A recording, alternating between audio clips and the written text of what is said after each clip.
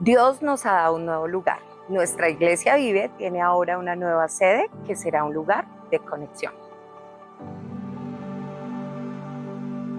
Conecta con Dios. Conecta con la palabra.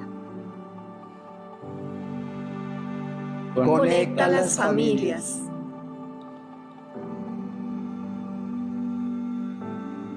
Conecta a las generaciones. Conecta a las parejas. Conecta los hermanos en la fe. Iglesia Vive, bienvenidos a la sede Conecta. En Conecta tendremos espacios para compartir, aprender y seguir fortaleciéndonos como un solo cuerpo en nuestros mentoreos, discipulados, escuela dominical y reuniones ministeriales. Recuerda, ahora tendremos dos sedes. Nuestra sede Adora, ubicada en el templo, y nuestra sede Conecta.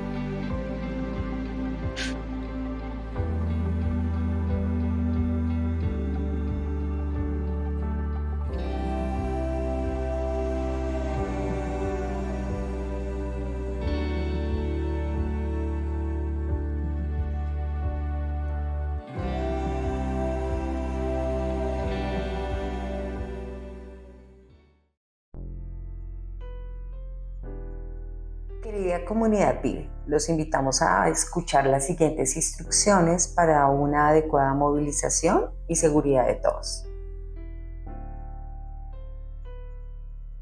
Nuestras dos sedes están a 140 metros o a 2 minutos caminando.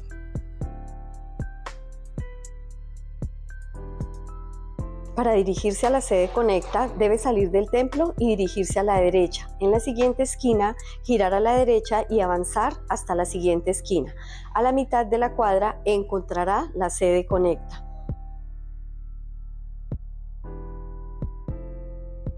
Tenga en cuenta que nuestros horarios se ajustaron.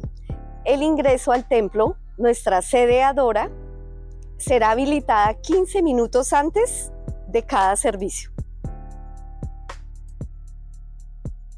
Para tener una adecuada movilidad, es importante evitar detenernos o reunirnos frente al templo. Una vez finalice cada servicio, los servidores de logística le guiarán al lobby ubicado en la sede Conecta, donde ustedes podrán disfrutar de una deliciosa bebida caliente, compartirán con los hermanos en la fe y familiares.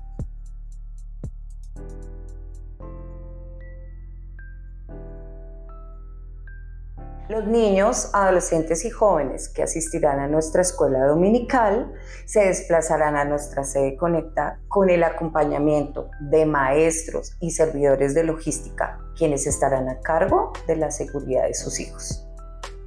Asimismo, para garantizar la seguridad de nuestros niños y adolescentes, sus padres y acudientes deberán desplazarse y recogerlos en nuestra sede Conecta.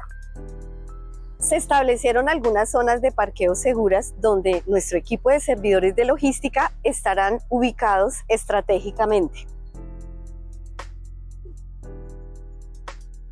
Los sábados y domingos en nuestros cultos seguiremos parqueando en las zonas más cercanas al templo.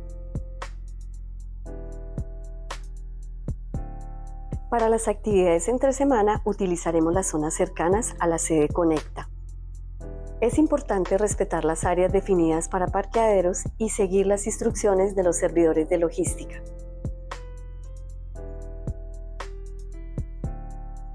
Recuerda que el acceso a estas áreas será controlada por los servidores de logística, quienes garantizarán la seguridad y el orden de nuestras sedes. Iglesia Vive, recuerda seguir cada una de nuestras instrucciones y obedecerlas.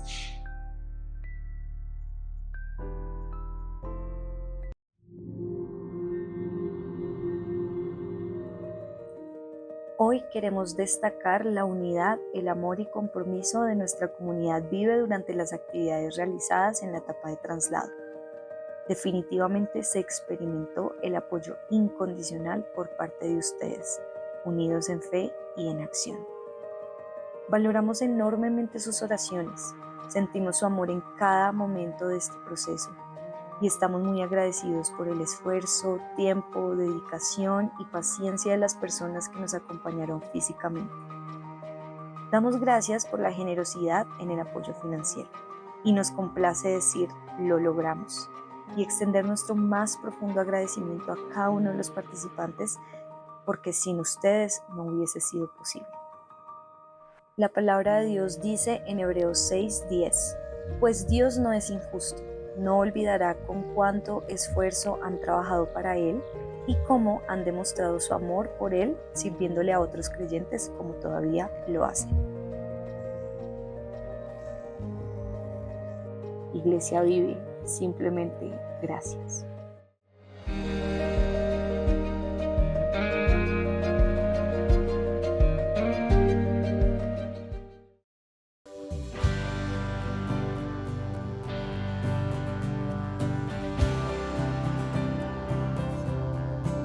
Porque Señor, solamente con tu palabra será suficiente.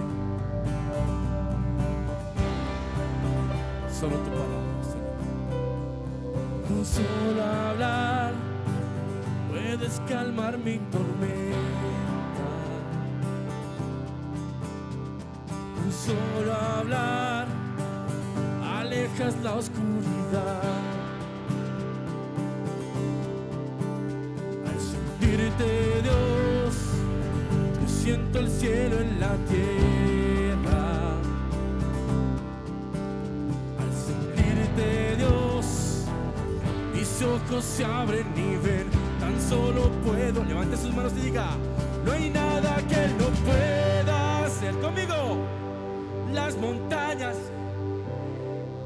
muy bien, alaba al que no hay nada que Él no pueda hacer. Con solo hablar puedes sanar mis heridas. Con solo hablar me hace soñar otra vez. Al sentirte, Dios, al sentirte, Dios, yo siento el cielo en la tierra. Al sentirte, Dios, mis ojos se abren y ven. Tan solo puedo creer, no hay nada que no pueda hacer. Las montañas se pueden mover. ¡Alaba!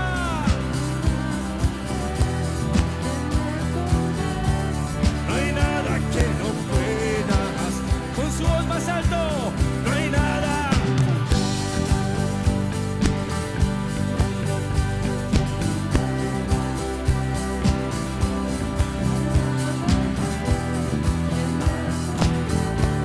No hay nada que no pueda hacer. Regale un aplauso al Señor en esta mañana y un grito de júbilo si se le va por ahí. Muy bien.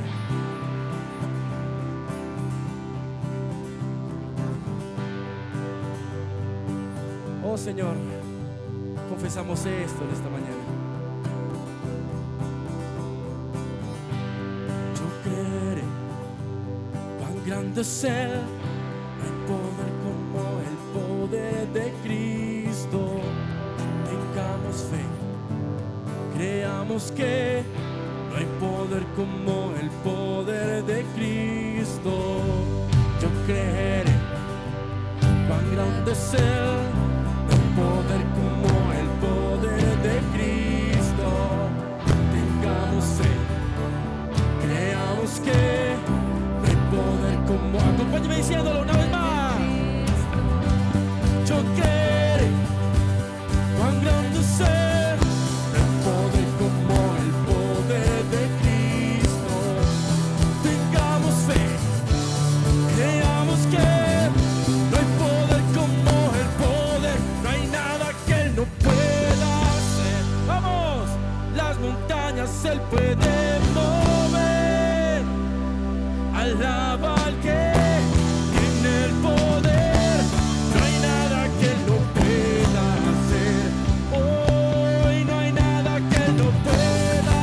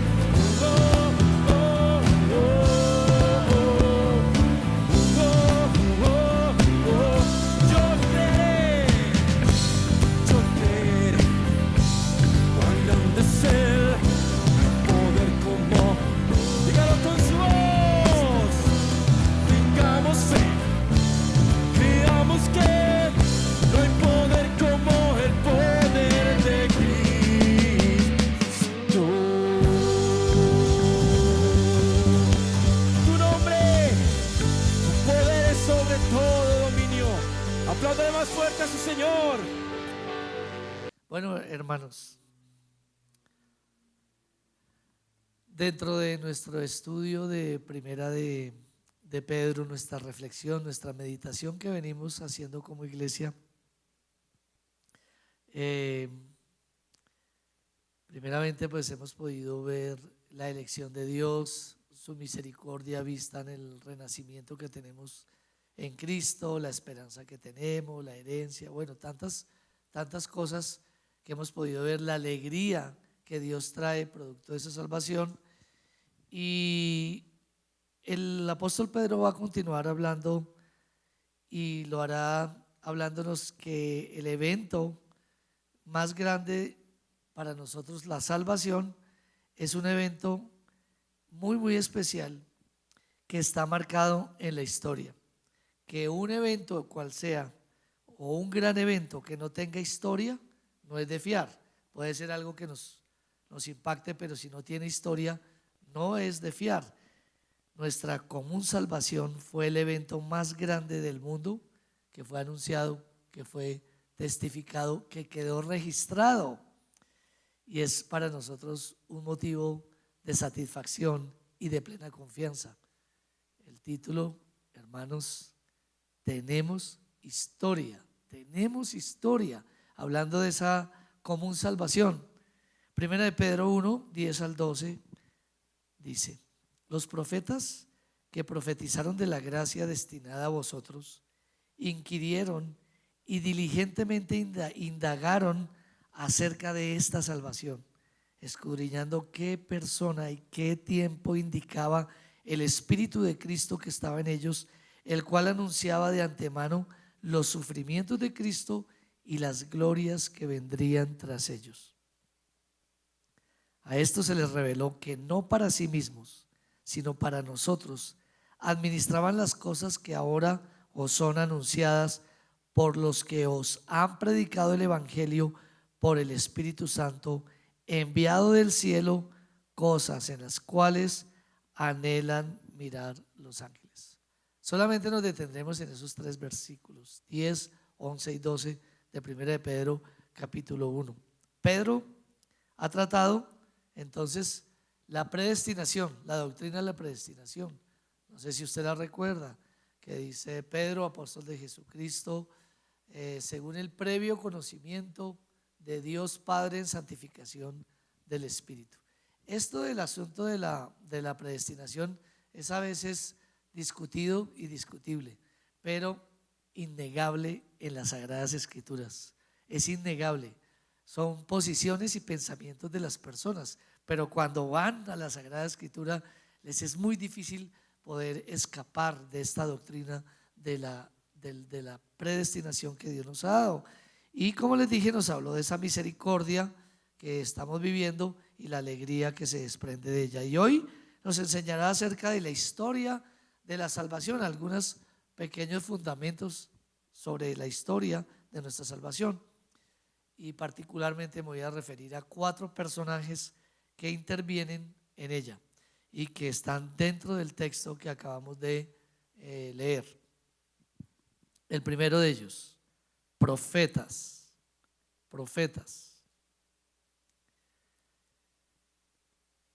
Dice capítulo 1 verso 10: los profetas que profetizaron de la gracia destinada a vosotros inquirieron y diligentemente indagaron acerca de esta salvación.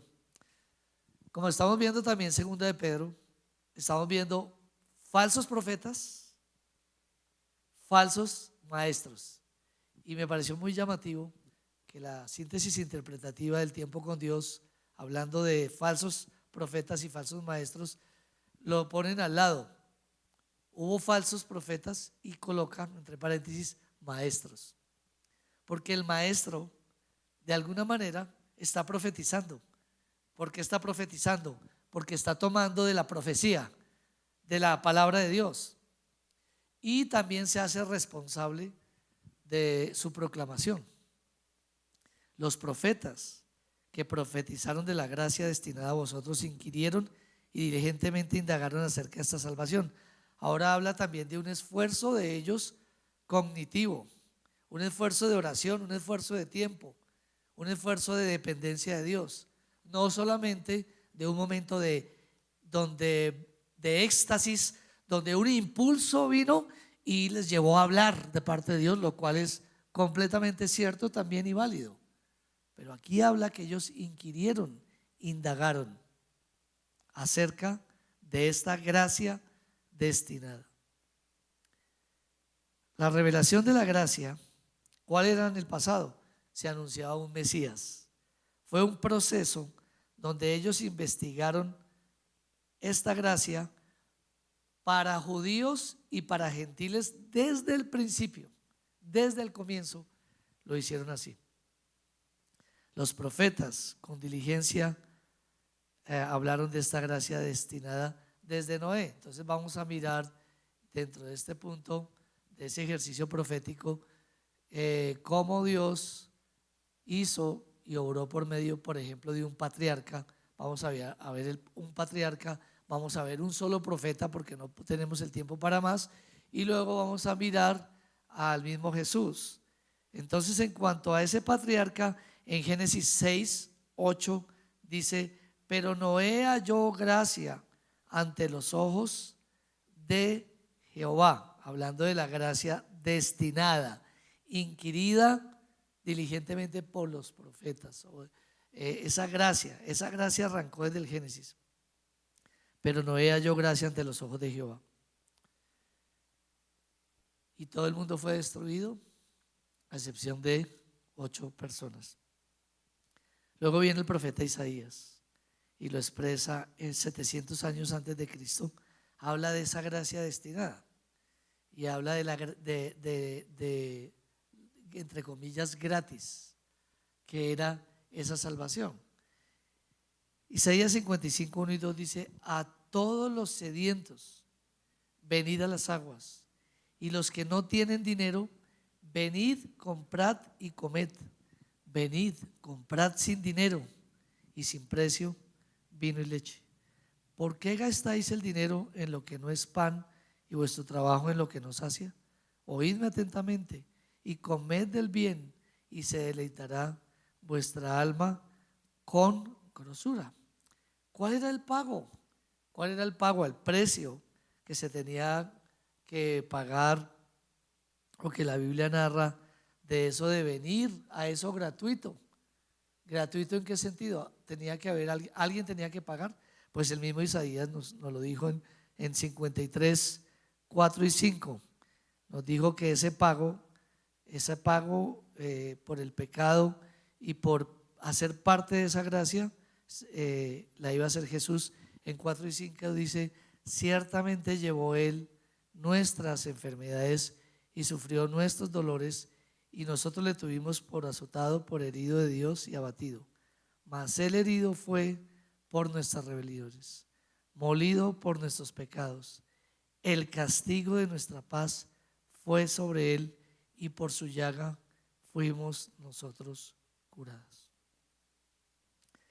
Esa gracia destinada, esa gracia que salvó a Noé y a esos 8, esa gracia que se dice que es esa salvación gratuita narrada, ahora nos dice que Cristo es ese es el precio por esa gracia, y esa gracia finalmente apareció en la persona de Cristo.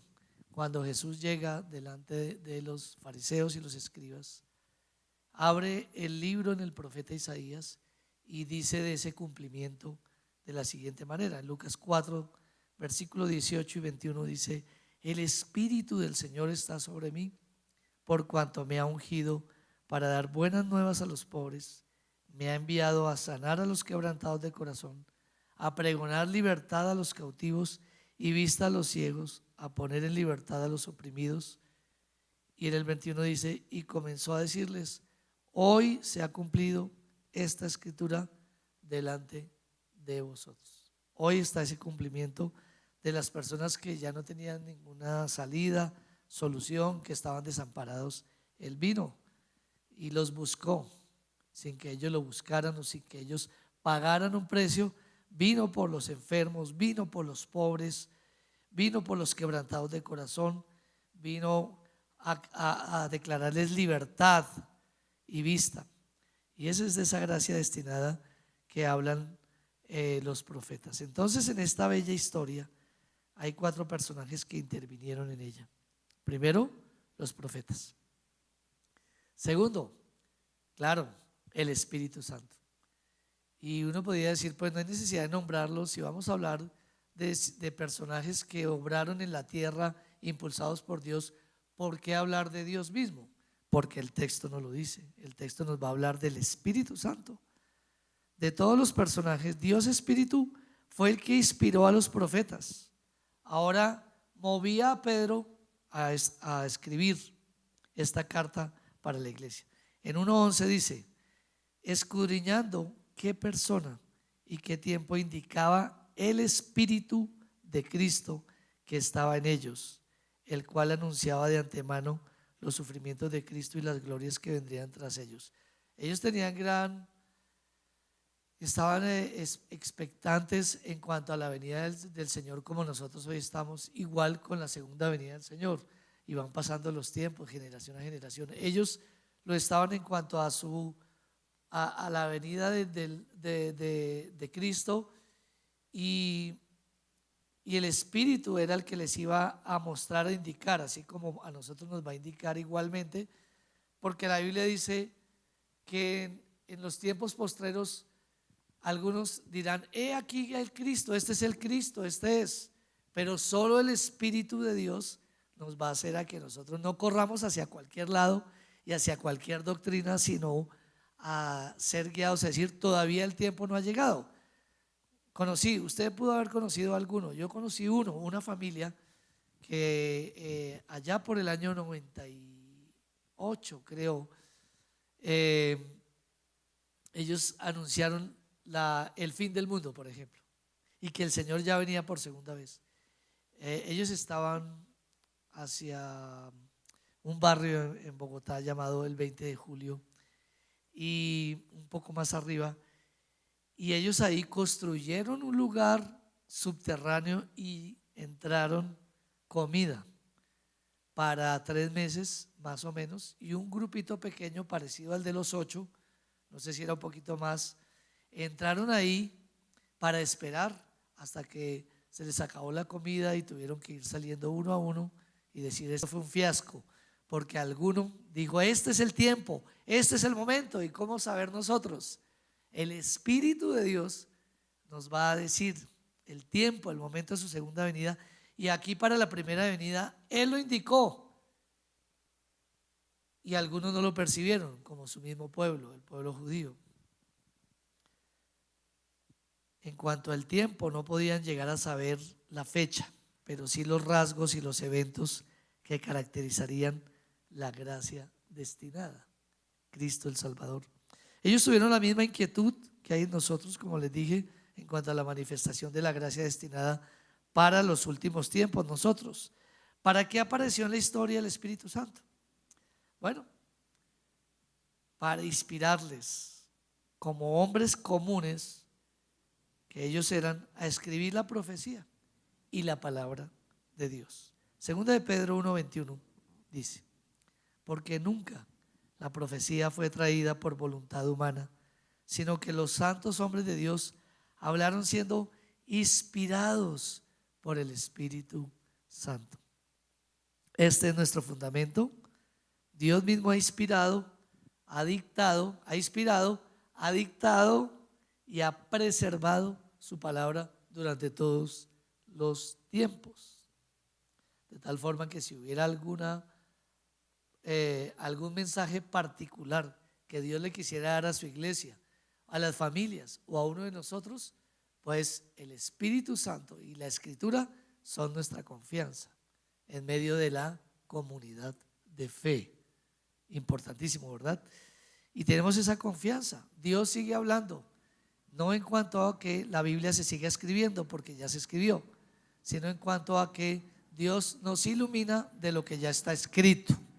Amós 3:7 y al 8 nos dice que esa palabra es viva, que esa palabra está todavía en nosotros, es vigente, es totalmente vigente. nos renueva, nos restaura, nos proyecta. Dice Amós 3:7, porque no hará nada Jehová el Señor sin que revele su secreto a sus siervos los profetas. Pues de estos versículos son donde los falsos profetas, que se caracterizan por llamar la atención, por hablar palabras aduladoras e ir tras el dinero de la gente, aprovechándose de esta palabra, por ejemplo, se pueden aprovechar ellos, pueden tomarla como un fundamento de decir: Dios habla por mí, Dios habla por mí. ¿Qué podemos decir nosotros? El profeta, el maestro habla y la iglesia oye, y la iglesia escudriña y todos dicen amén. Todos dicen amén. Y se juzga por más de 2 o 3 testigos todo tipo de profecía que exista dentro de la iglesia. Y no como pudiera ser que venga un hombre y nos diga cualquier tipo de cosas. Pero qué bueno que el Señor todavía nos hable, y que el Señor dice que entre nosotros por el Espíritu nos profetizamos entre nosotros. No es una figura principal un hombre, sino entre nosotros, entre el cuerpo. Dice: cada uno de ustedes no impidan el hablar en lenguas, pero más que profeticen unos a los otros para edificación, para consolación, para enseñanza. Y eso estamos por los callejones de la iglesia, a la salida, en el lobby, estamos permanentemente sin saberlo. Dios está hablando a nuestra vida. Nos vamos y la palabra de Dios permanece en un comentario que pueda existir. El verso 8 de Amós dice: si el león ruge, ¿quién no temerá? Si habla Jehová el Señor, ¿quién no profetizará?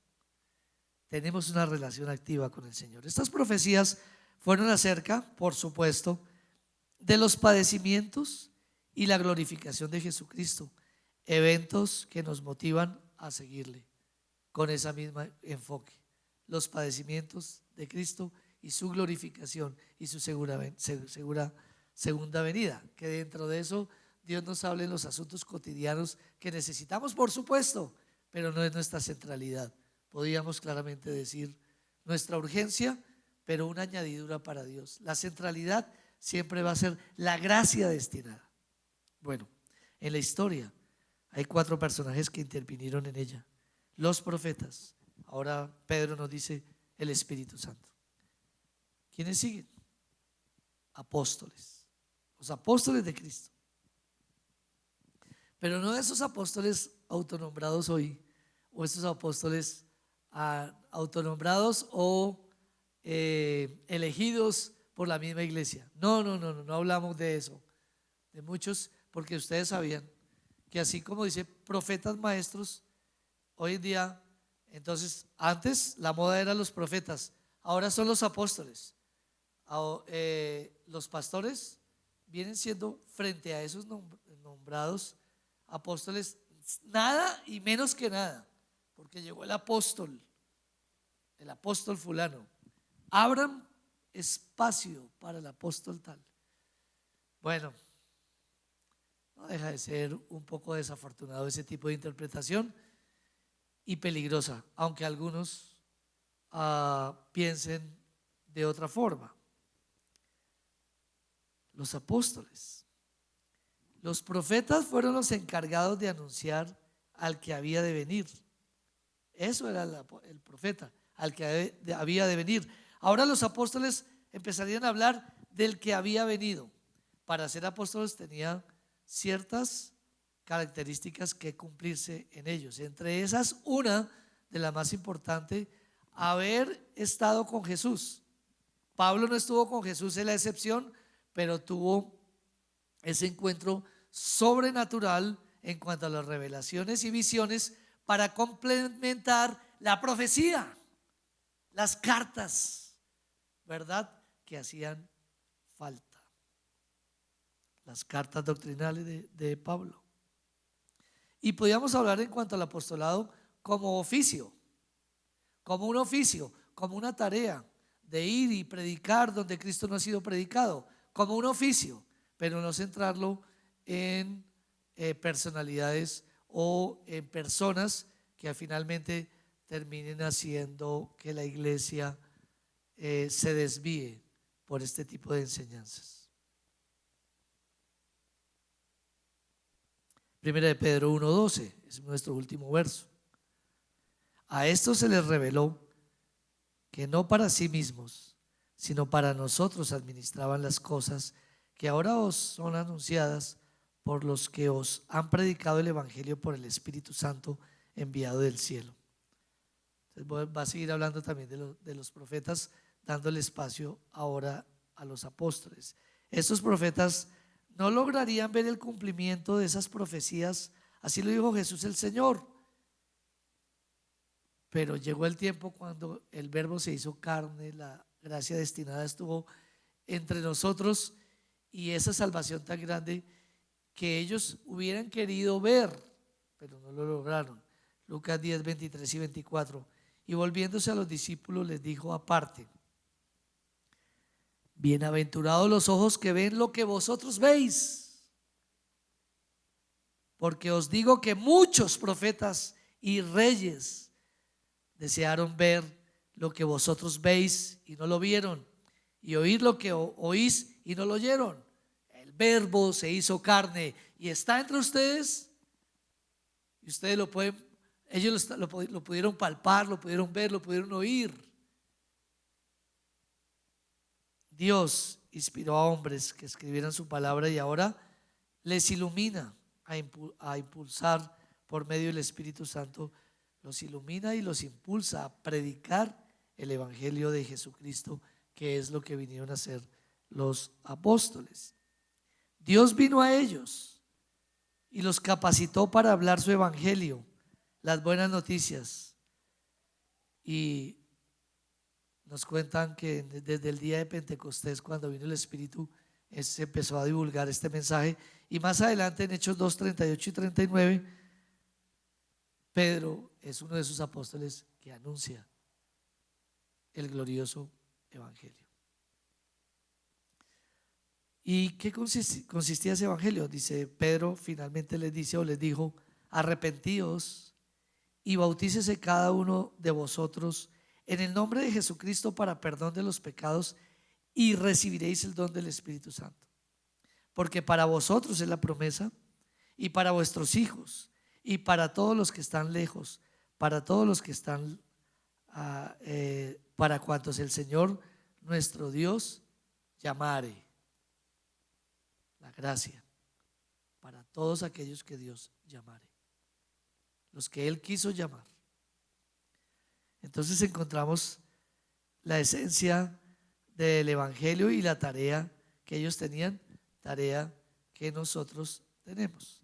En la historia hay 4 personajes que intervinieron en ella: profetas, el Espíritu Santo, los apóstoles, y el último de nuestros personajes en este día: ángeles. Ángeles. Y claro, podemos afirmar lo que creemos, o también, ¿por qué no?, despejar dudas de aquellos que las tienen acerca de los ángeles. ¿Existen los ángeles? ¿Y qué tienen que ver con esta gracia destinada? Primera de Pedro 1:12b dice que, hablando del Evangelio, son cosas en las cuales anhelan mirar los ángeles. Cosas en las cuales anhelan mirar los ángeles. Los ángeles están expectantes con pasión y han estado mirando la gracia destinada al venir, el mensaje de esa gracia, las respuestas también a esa gracia, las respuestas al Evangelio.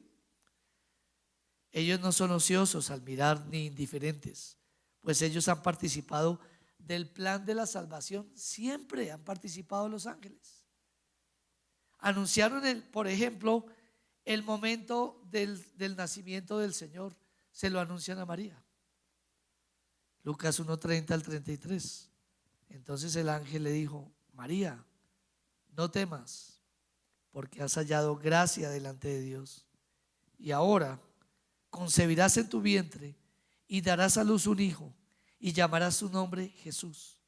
Este será grande y será llamado Hijo del Altísimo, y el Señor Dios le dará el trono de David su padre, y reinará sobre la casa de Jacob para siempre, y su reino no tendrá fin. Uy, tremendo, ¿no? Qué vocabulario. Cómo se expresa acerca, qué descripción acerca del Señor que usa. Entonces ellos están ahí, por ejemplo, en el nacimiento, pero más, van, acompañan y fortalecen a Jesús cuando Jesús es tentado por el diablo. Dice Mateo 4 que Jesús había ayunado por 40 días y 40 noches y fue llevado por el Espíritu al desierto, y vino el tentador y le hizo 3 tentaciones que bien pueden cobijar todas las áreas de tentación que nosotros tenemos, diciéndonos que no tenemos un sumo sacerdote que no pueda socorrernos, sino uno que fue tentado en todo, hablando de esas tentaciones.